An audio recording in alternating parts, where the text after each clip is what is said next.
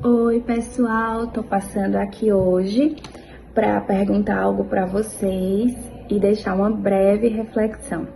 Você já reparou que aqui no meu Instagram eu só abordo um único assunto?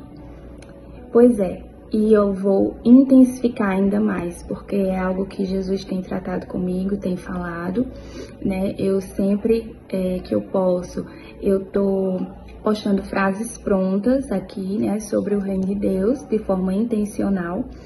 E Jesus falou algo comigo, né, até quando você vai ficar postando frases prontas quando eu te mandei falar? E eu confesso que eu venho procrastinando, né, essa parte de se expor mais, de gravar vídeos, né, e foi algo que Deus tratou comigo fortemente, porque eu entrei numa desobediência, né. As pessoas que caminham comigo sabem que eu estava com uma enfermidade, né? E quando eu fui orar a respeito dessa enfermidade, dizendo: Jesus, eu não aceito isso, o Senhor bradou no meu coração: eu que não aceito você nessa desobediência. Então, assim, gente, eu realmente não sei da onde as pessoas tiram esse evangelho coach, né? Um evangelho aí de facilidades, um evangelho que só se olha para o próprio umbigo, porque evangelho na verdade é renúncia. Quem anda com Jesus vai ser sempre esticado, né? O Senhor quer nos levar a níveis mais altos e mais profundos com Ele. Então, assim, por isso, né, na dor mesmo, se não for pelo amor, vai ser pela dor, na dor mesmo que eu tô aqui, né, rompendo e gravando esse vídeo, né, para deixar uma reflexão da parte de Deus para vocês. E o que eu quero, o assunto que eu quero falar é a respeito do discernimento de espírito. Eu acho que todo mundo conhece, né, a passagem de quando Judas traz Jesus com um beijo, né, uma passagem bem conhecida. E quando Judas chega ao local, né, tá ali em Mateus, no capítulo 27, versículo 47. Quando Judas chega ao local, ele chega com uma grande multidão, né? E Jesus, ele tá ali de uma forma vulnerável, né, vamos dizer assim.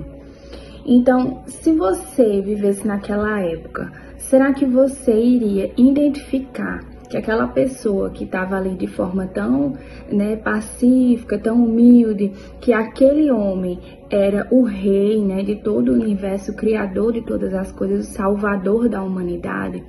Será que você ia ter esse discernimento, né, que um homem que teve ali um ministério de apenas 3 anos, que morreu crucificado numa cruz, né, que estava ali todo ensanguentado, será que você vendo aquela cena na época, né, você iria discernir que aquele era o salvador de toda a humanidade? Né? Isso nos leva a refletir a importância do dom de discernimento espiritual.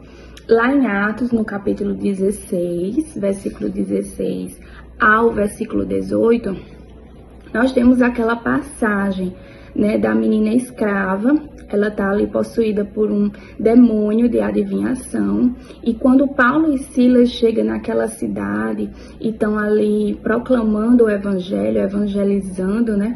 Aquela menina começa a gritar que eles são homens de Deus, né? Que vieram trazer a verdade, o reino dos céus. E Paulo, ele fica irritado, incomodado e identifica que o que aquela menina, o que está por trás daquela menina é um espírito maligno de adivinhação. Então, como identificar isso, né? Se a menina estava trazendo uma verdade, ela estava falando verdades, mas através de espírito maligno, né? Então, hoje não é diferente.